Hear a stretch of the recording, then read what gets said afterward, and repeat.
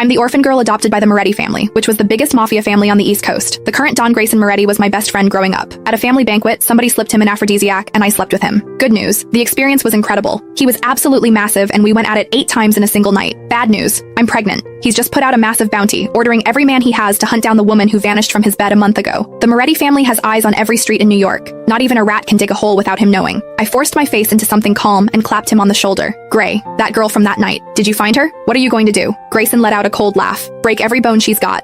Burn her to ash. Scatter what's left. At a family banquet, I slept with Grayson Moretti, the don of the most powerful mafia family on the East Coast. The next morning, he put out a citywide bounty hunting the woman who disappeared from his bed. I forced myself to look calm and clapped him on the shoulder. What if she's carrying your kid? I watched his closed eyes. Grayson lifted his lids. His irises were the deepest ice blue, the fireplace flames dancing in them. Bastard or not, she's done. He tipped the pills into his mouth and washed them down with whiskey. I want this woman erased from New York. The glass hit the oak table with a dull thud. Cheap perfume. Trash. Not worth my time. He pulled out a handkerchief and dabbed his mouth. Sloppy work. Has to be one of Fontaine's pawns. They actually think climbing into my bed gets them the Southside docks. My fingers curled against my belly, nails digging into my palm. Maybe she wasn't after the docks. Grayson sneered. If it's not the docks, it's money. Anyone who tries to play me pays for it. He stared at the surveillance still, disgust in his eyes. Anyone stupid enough to pull this shit under my nose ends up in the East River. My stomach turned over. Acid rose in my throat, and I clamped my mouth shut and swallowed it back down. My esophagus burned. What's wrong? My stomach's off. I turned my head away. Grayson stood up, took the suit jacket off the back of his chair, and draped it over my shoulders. His shirt had torn open at 2 of the buttons from his earlier irritation, revealing the hard planes of his chest and the tight stretch of fabric over his cut abs. I couldn't help swallowing hard, throat suddenly dry.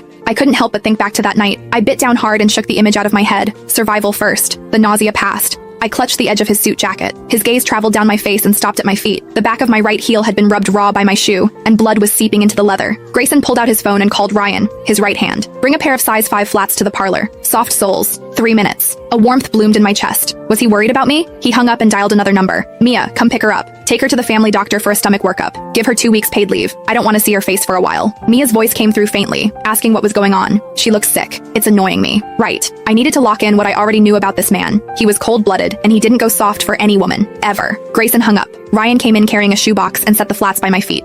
Grayson, the shoes are here. Tech says the Meridian footage needs 3 more days to restore. Keep at it. Turn the city upside down. Find her. Ryan stepped out. Grayson walked over and kicked my heels under the coffee table. You're this fragile? The Morettis don't feed you? He watched me change shoes and stand up. If they don't fit, don't wear them. No one's forcing you. I looked at the side of his face, his jaw tight. He was good to me. For as long as I could remember, the number of women who got to stay close to him could be counted on one hand. I was the one he was most generous with. Money, patience, all of it. But if he ever found out that I was the trash he was talking about, the pawn who'd played him, I knew he'd drag me to the family's execution ground himself and put a bullet in my head. I folded the suit jacket and laid it on the couch. I'm heading back.